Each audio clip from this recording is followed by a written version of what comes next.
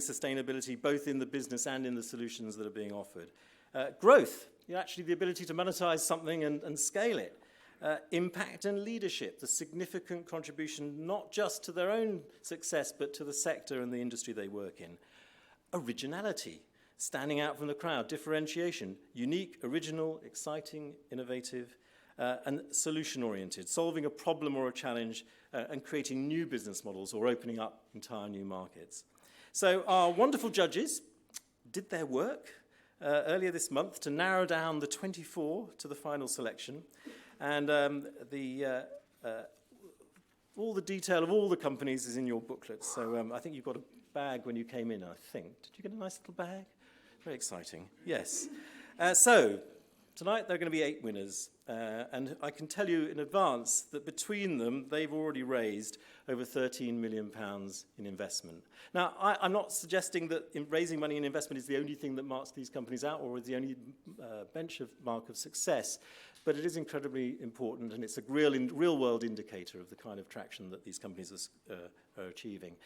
In the end, we want these companies to be examples to everybody. It's not just that we want to highlight the success of individuals, it's also that they represent a model, they represent something to compete with, something to copy, something to emulate, something to leapfrog, and that's why the impact is not just in those individual companies, but in the sectors that they work in as a whole. So, we'll be announcing shortly who they are. But first, before we do that, because we have to have some suspense in the proceedings, otherwise it wouldn't be a real awards show, would it? I'm very pleased to welcome our first speaker. Priya Guha is a venture partner at Merion Ventures, where she's a VC investing in women-led innovation. She is also a member of the Innovate UK Council. Prior to that, Priya was the British Consul General in San Francisco, right at the heart of Silicon Valley for 5 years, up until 2016. She launched the UK operations for the San Francisco-based Rocket Space, which is a co-working space for high-growth tech startups and innovative companies. And she was named one of the top 5 Asian women in UK tech. She was also named one of the top 50 most influential women in UK tech.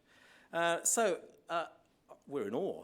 And it's a great pleasure to welcome Priya to the stage. Priya Guha.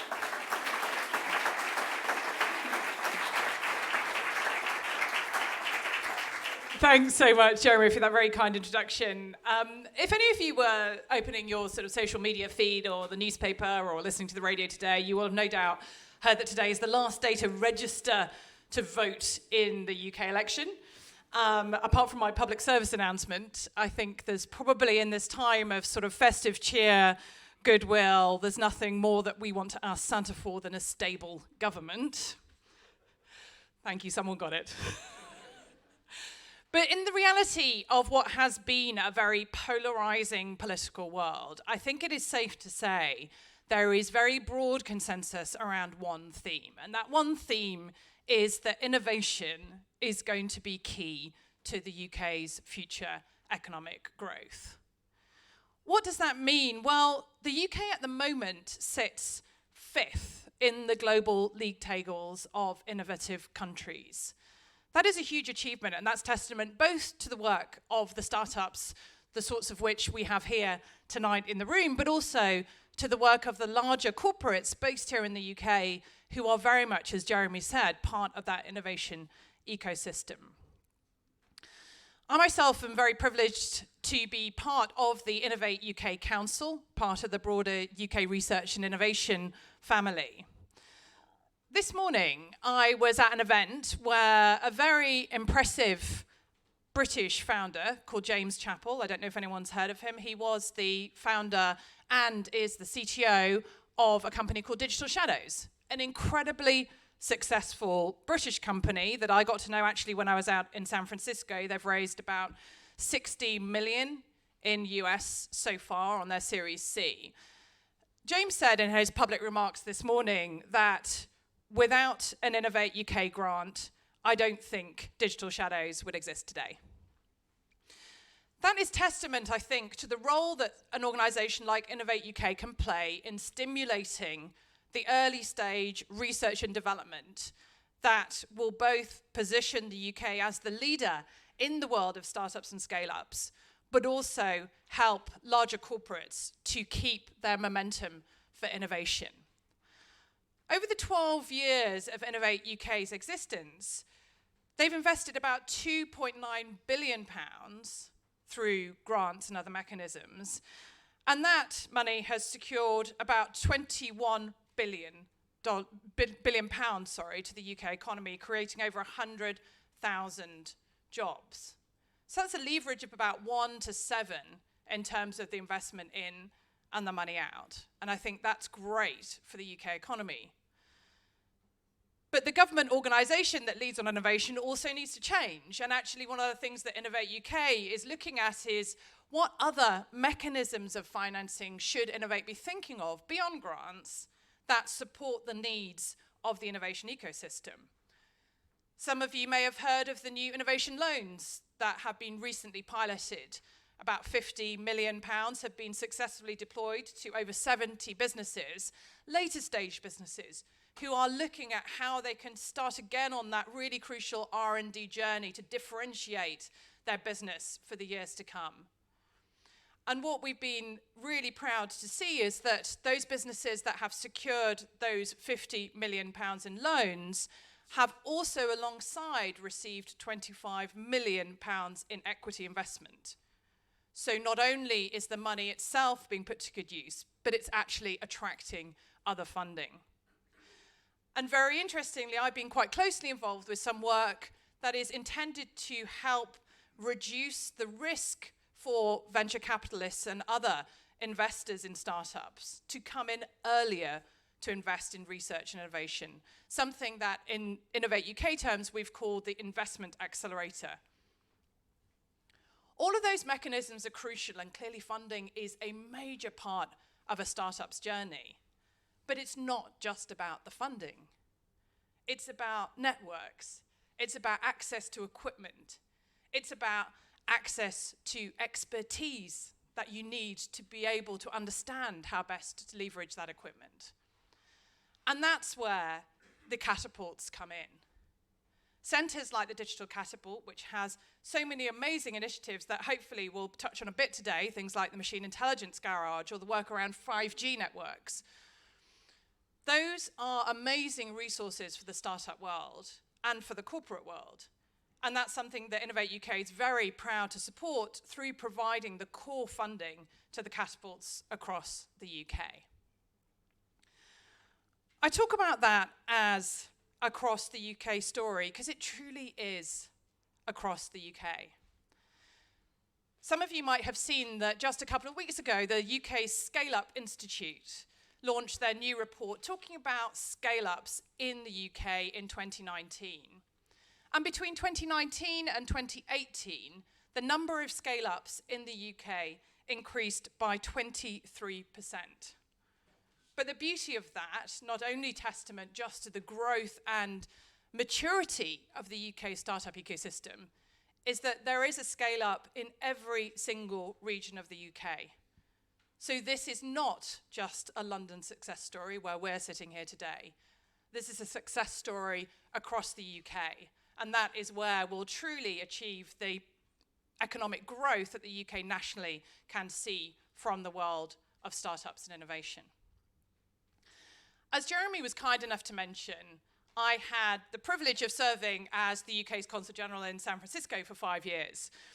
In that time, I got to know very well the advantages that startups can get from being able to engage in a market like the US, whether that's for customers, whether that's for partners, whether that's actually for looking for investment from some of the big West Coast VC players. The Americans get some things wrong. Making a cup of tea would be top of my list. But actually, one thing they get right, and I think we can learn from, is around celebrating success. So tonight is a great opportunity to celebrate the success of what is an amazing UK startup and scale-up ecosystem. Out of the companies, the 24 companies on the shortlist, it was so difficult to bring it down to the 8 because every single one of those companies, and in fact, so many of the nominations themselves, are leading lights of what is that British success story. So to end, I just wanted to touch on a quote that I hope will leave you with something to think about. George Bernard Shaw once said that the reasonable man adapts himself to the world around him. The unreasonable man, and I'll just amend that to include woman as well, persists in trying to adapt the world to himself. All progress depends on the unreasonable man.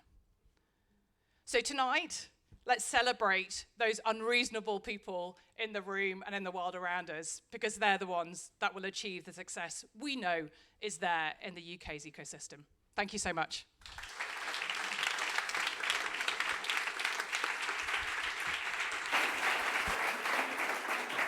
Brilliant. Thank you, Priya, the unreasonable Priya. I think that's what we're going to call you from now on. You have to watch that. Thank you. Our next guest is a Grammy Award and Ivor Novello award-winning artist. She's been experimenting with technology and music for over 10 years. And for the last 2 years, we've hosted her and her team here at Digital Catapult as an artist in residence because we were so interested in the crazy, unreasonable stuff that she's been doing.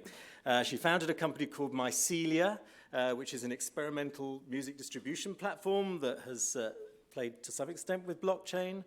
Her range of collaborations span from working with artists as far apart as Deadmau5 and Taylor Swift. I don't know how you managed to span that range, but we'll hear. And she's contributed to the soundtracks for films and TV shows, as well as writing the soundtrack for Harry Potter and the Cursed Child, which is still on in the West End and on Broadway as well, I think, at the same time. How do they do that? She has recently returned from a 40-city world tour. So it's an absolute pleasure and a privilege to welcome Imogen Heap to the stage. Imogen.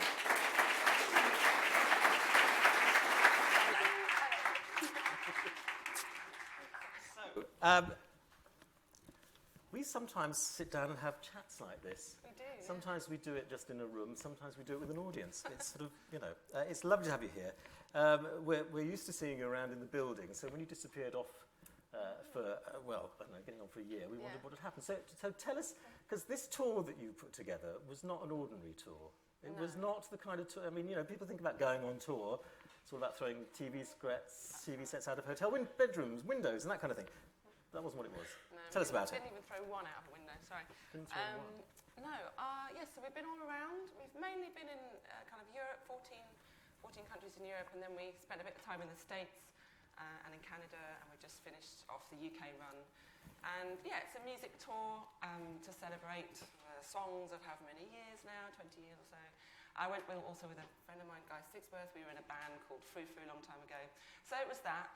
I didn't have a new record. I had the Harry Potter play music album thing, but I hadn't really written a new record because I got pregnant in between when I was meant to go on tour, so I had a baby. So we've actually took our daughter on the tour with us too.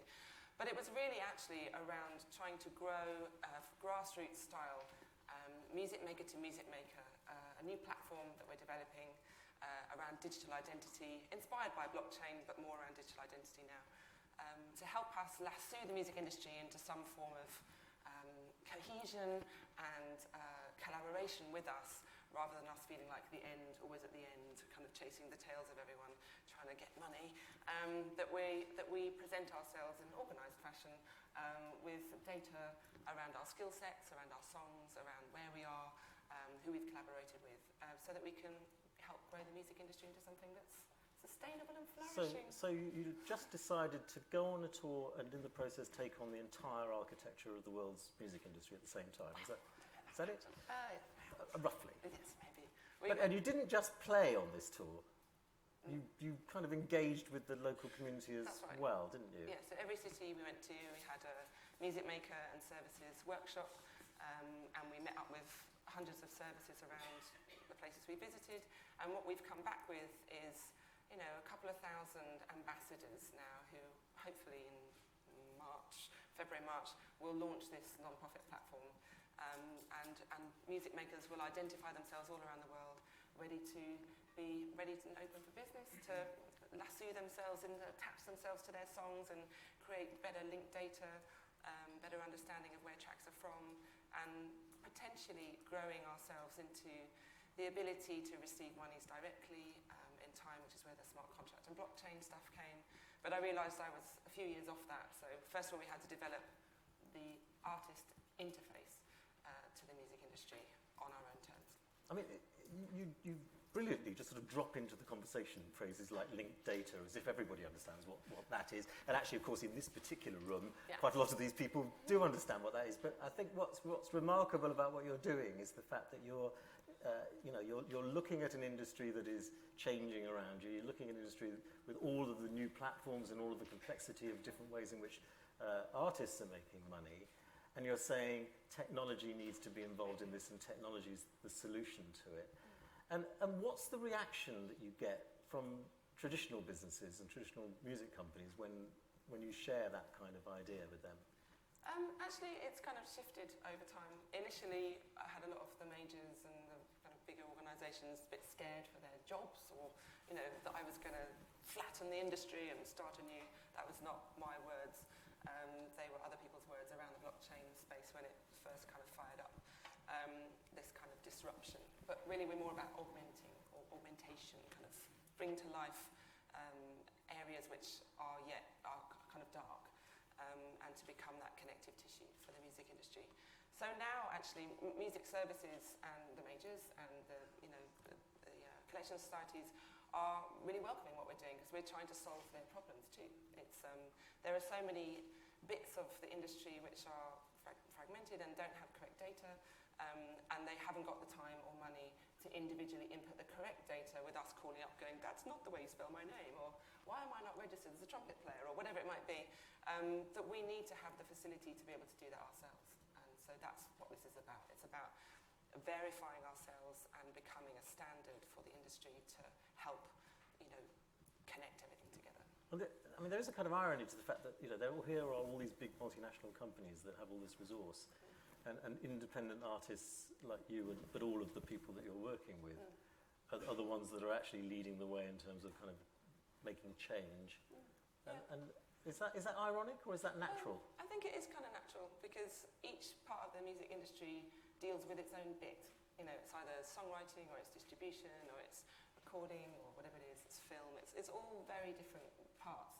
And the thing about the musician is that the music maker is often an engineer, a producer, a writer, a performer, a touring artist, a mum, all many different things. And so that's half the problem, is that we're kind of compartmentalised in with these organisations, with these multiple IDs, but nothing that belongs to us, to kind of make ourselves a whole and be able to connect all together. So in a way, it kind of had to be like this, because we're the only ones who feel it. Right. It doesn't. And can I ask you something? Because I mean, you're in a room full of entrepreneurs, many of whom probably started businesses in their back bedrooms while they were doing a day job, or are trying to do two things at once in order to pay the rent, kind of thing. I mean, you are a real worldwide performing artist that has an incredible audience around the world. You're a composer.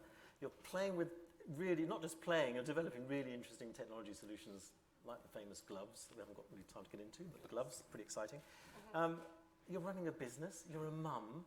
How do you do that? How do you cover all those different things? Because they're so diverse. Yeah. Well, I don't do it very well, actually, to be honest. I do have, lots of people helping me. I have PAs, I have, Carlotta, who you know very well, who's now the CEO of the Creative Passport, which is this identity. So it's about, I've learned how to go, okay, now it's my time to let go of that bit of it. I'm not a good CEO. I'm not good at, trying to get finance. I'm terrible at that stuff. I can have the, let's have a chat, but Carlotta will get in there and go, right, let's talk about brass tacks.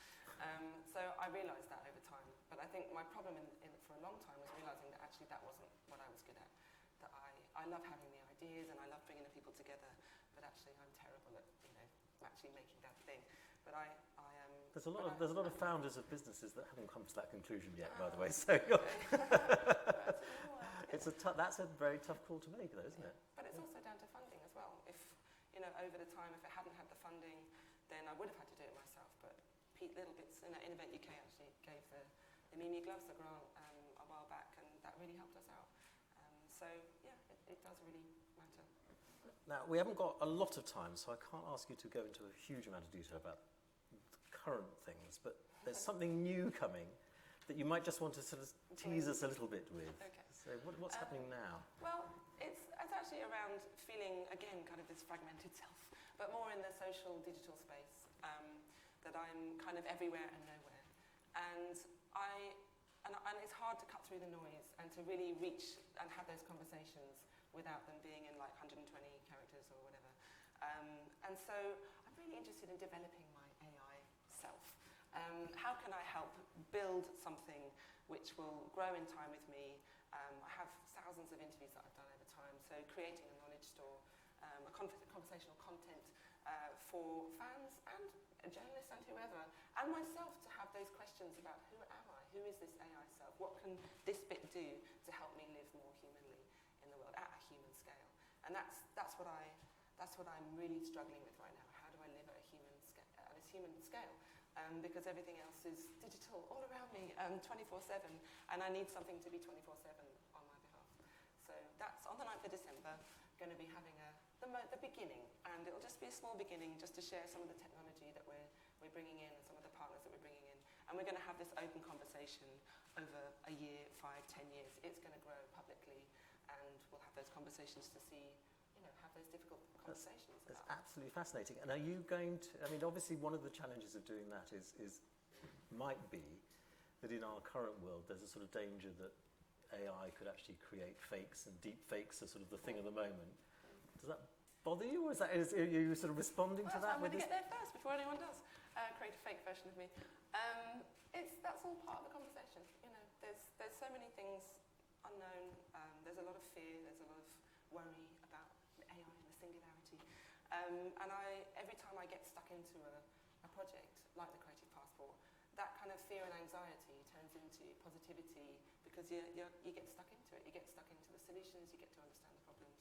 So that's also why I'm doing it. So when here we are, a room full of people devoted to thinking about taking technology forward in exciting ways, but also faced with an environment which there is a certain amount of a tech lash, as it's called. People responding to some of the big tech giants whose behaviours are people starting to question. Are you tech optimistic?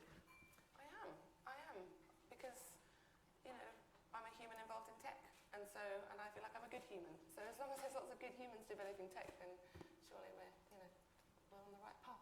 So we have to all keep at it together. Yeah, is that right? Excellent. Imogen, we're going to do something terribly complicated in the next few minutes and actually hand out these awards. But first of all, just thank you very much. Lovely to see you.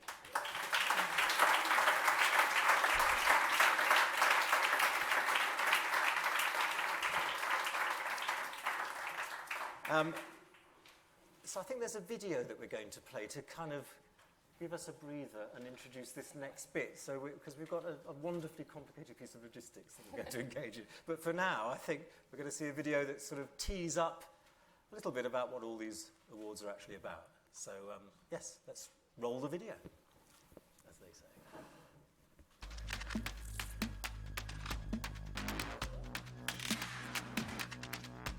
Digital Catapult is a lab for business. It's a real melting pot of technical expertise, academic expertise, regulatory and policy understanding, to entrepreneurial startup energy. And there are not very many places where you can go where all of those things come together. Digital Catapult drives change in 2 key sectors, the creative and manufacturing industries.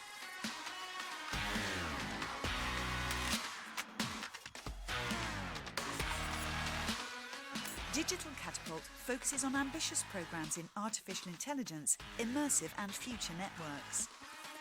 And all of this combines in our programs. Augmentor is the Digital Catapult's early stage program focused on immersive technologies. 5G is a complex system. To innovate in that space, you need a strong technical underpinning. And that is what Digital Catapult delivers through its 5G Testbed Acceleration Programme. Cyber 101 has 2 roles: make the UK businesses more secure and make UK cybersecurities more scalable globally. Machine Intelligence Garage is a program we launched to help startups working in machine learning and AI advance their capabilities, get onto market faster, launch better products. CreativeXR is a joint programme of the Digital Catapult and Arts Council England. We're helping to develop an entire market, new audiences, and new ways of producing new content. The Future Networks Lab is a product-agnostic facility that enables parties from different parts of the ecosystem to come together to deliver solutions for industry. Digital Catapult's LPWAN Testbed is an opportunity for UK businesses to experiment and prototype new IoT solutions. We've had access to the Immersive Lab where we can use technology. Digital Catapult have been a fantastic catalyst for bringing different companies together.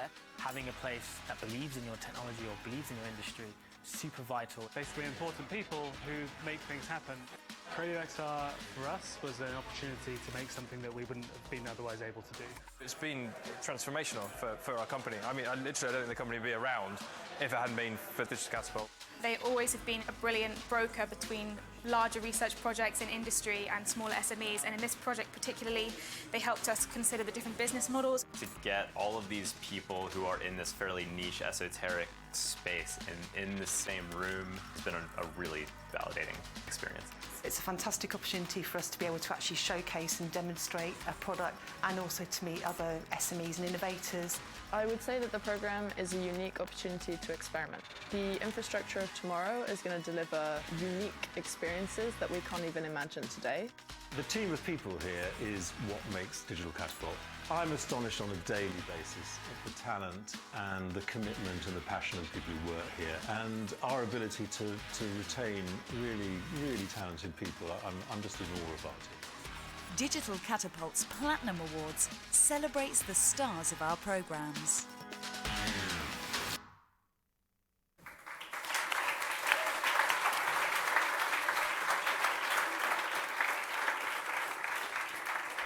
So, now for the awards themselves. And we're going to indulge ourselves in a sort of complex logistical thing here, a little dance, a little sort of balletic exchange. 24 shortlisted companies. They represent the trailblazing stars of our different programs from over the last 5 years. Our 12 judges picked 8 winners. So let's begin. So, in true style, we do have an envelope with a winner's name in it. So, Imogen. And somebody who is realising that she needs to get glasses, so this will be fun. I have to hold it quite far away.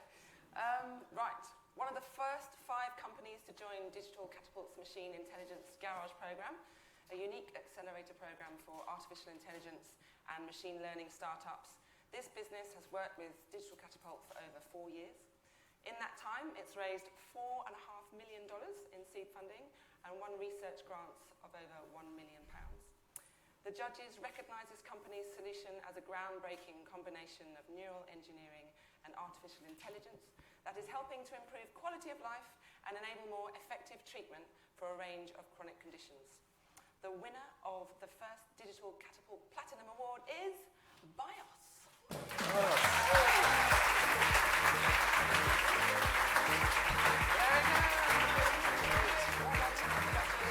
Well done. I want to say a few words, just like a minute.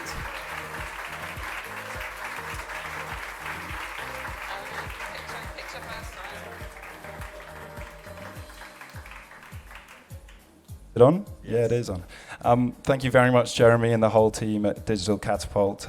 It's been quite a while since I've been here, but seeing all the same faces here is a real credit to the work you guys do. When we first started here, there was just the 2 founders, and I was an intern making a remote patient monitoring tool. Digital Catapult really sort of helped us get a series of Innovate UK grants and helped with a lot with our clinical outreach. The remote patient monitoring tool is now going through a few clinical validation. We're at 30 people and have an office in Cambridge and have recently opened a machine learning research centre over in Montreal, and it's a lot of credit to you, and thank you for your continued support. Brilliant. Well done. Thank you so much. Right. Number 2. Okay. Playing a major role in Digital Catapult's creative industry showcase and the pioneering 5G Smart Tourism project, which was created to prove the uses of 5G in the arts, cultural and tourism sectors. The judges noted how this company has seen its valuation rocket by 300%. Actively used by 500,000 people around the world and now available in over 150 museums globally, from the Louvre to the Hermitage. This company has created an AR and 5G enabled app that it widely recognises as the Shazam and Spotify for art. The winner is Smartify.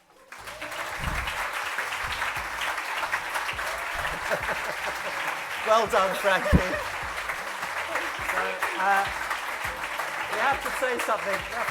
We have to let you know something, which is that Frankie is actually one of our Digital Catapult staff. She is here representing Smartify because they're now in so many countries around the world.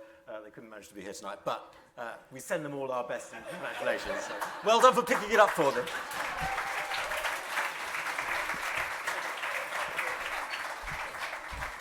There's always one, isn't there?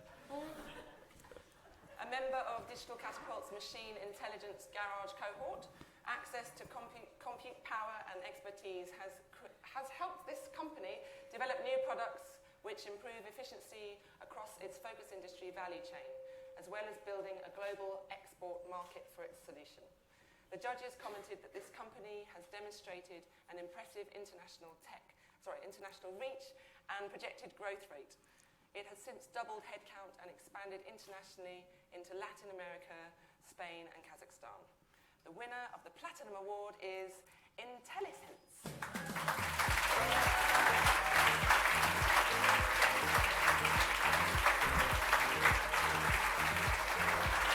Well done. There you go. Congratulations. And give us 1 minute. Okay. Thank you. So yes, as you mentioned, Intellisense is an industrial AI company, and through Digital Catapult we were given access to compute power, which enabled us to train larger models and take huge data sets from the mining industry. And because of that, we were then able to actually become an exporter of AI solutions to Kazakhstan and Chile, after which we were then able to scale, not only doubling our headcount, but more recently we are expanding and we have developments in over Kazakhstan, Chile, South Africa, Brazil and Australia. Amazing. Where we've most recently opened our 5th international office. Wow. Congratulations. Yes. Thank Excellent. you. Well done. Thank you very much.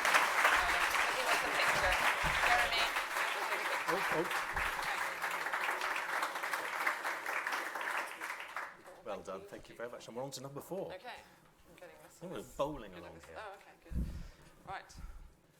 The multiple award-winning product created by this company is used by more than 50,000 people in over 70 countries and is now stocked by major UK retailers. This company was part of Digital Catapult's LPWAN Testbed and the Future Networks Lab showcase, and it has raised more than £1.1 million investment to build better infrastructure from Dublin to Oxfordshire, Lincolnshire to Belfast. Its product is making cyclists safer, giving them more visibility and making our cities smarter. The award goes to C-Sense.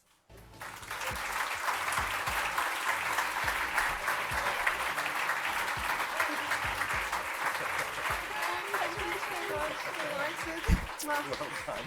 Well done. Yeah, give us a few words. Oh, absolutely delighted to accept this on behalf of the team at C-Sense, who have worked incredibly hard.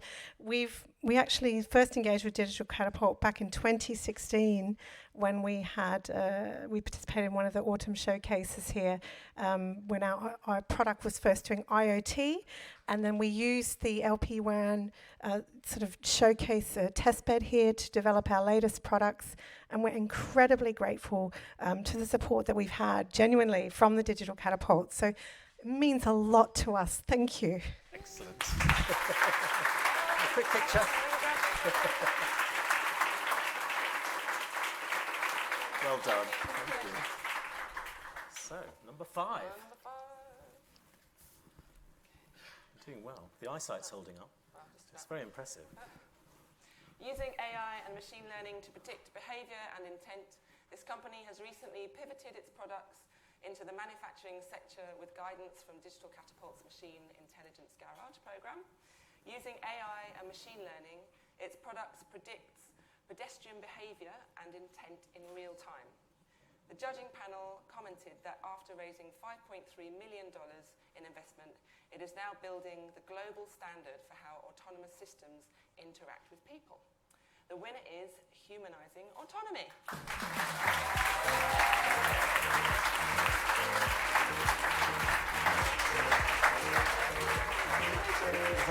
Congratulations. Just say a few words. Thank you very much. With Humanizing Autonomy, one of our core goals from the very beginning was to build a global standard of how humans interact with automated vehicles, really human interaction with autonomous systems in general.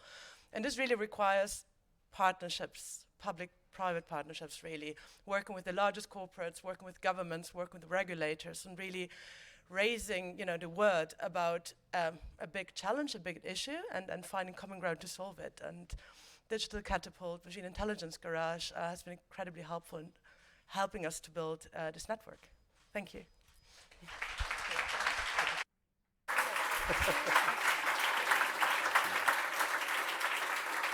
Well done. Right, number 6.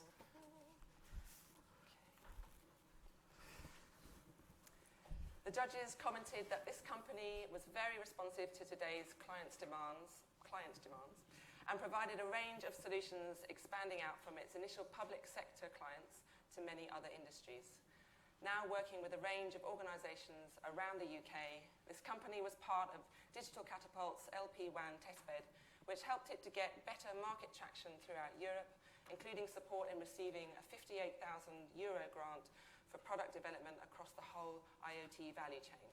The winner is IoT Solutions.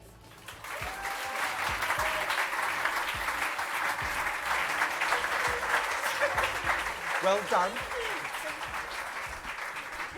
Want to say a few words? Oh, I'm not the wordsmith.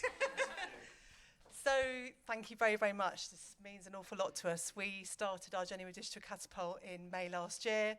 We've learned a lot. I now have a reputation as a mad bin lady for doing bin field tests in Watford. But no, you've given us amazing opportunities, so thank you very much, and we're very excited to see what the next year brings. Thank you. Lovely. Quick photograph. Well done.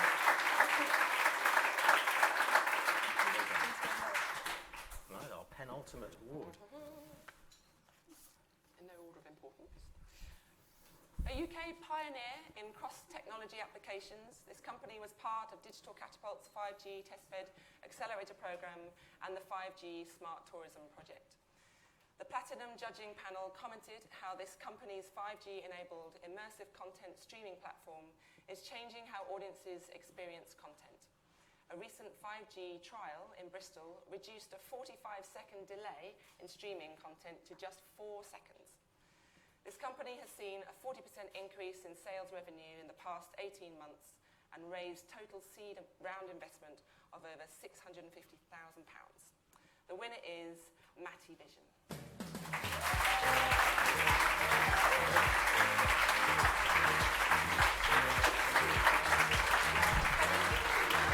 Well done. Congratulations. Do you want to say a few words? Yes. I'm really honored. Thank you very much for that. On behalf of the whole team, we're really honored to receive such an award. A big thank you to the judges and for recognizing our work, and an even bigger thank you to the whole Digital Catapult family that has been supporting us all the way. Thank you. Great.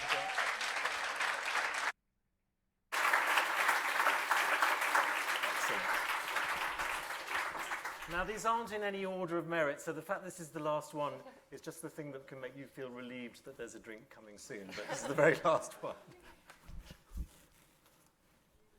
Okay. This company has raised investment of more than $3 million and showcased its solution at South by Southwest earlier this year. The judges were impressed with the multiple industry and technology awards that it has won for its patient-specific 3D printed models to help transform quality of care. part of the Machine Intelligence Garage programme, this company now has contracts with multiple NHS foundations and hospital trusts. The final award of the night goes to Axial 3D.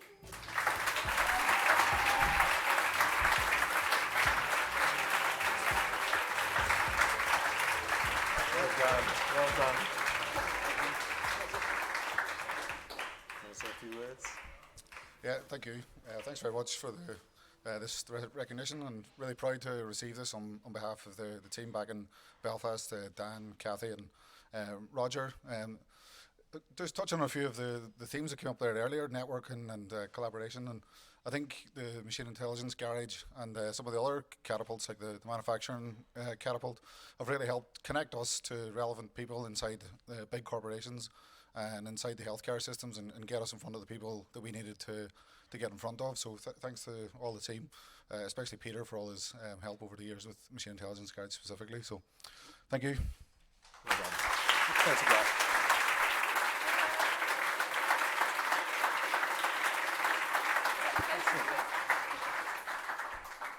Thank you. So that, ladies and gentlemen, concludes our award giving for the evening. We've never done this before. Do you think we should do it again? I just want to say once again, thank you to all the companies that were nominated. You know, the profile that you're getting from this, I hope, will be worthwhile. Special congratulations to obviously to all the winners. Special thanks to all of our judges, to Priya and to Imogen, and thank you all for coming this evening. I think there's some refreshment at the back, so thank you very much indeed.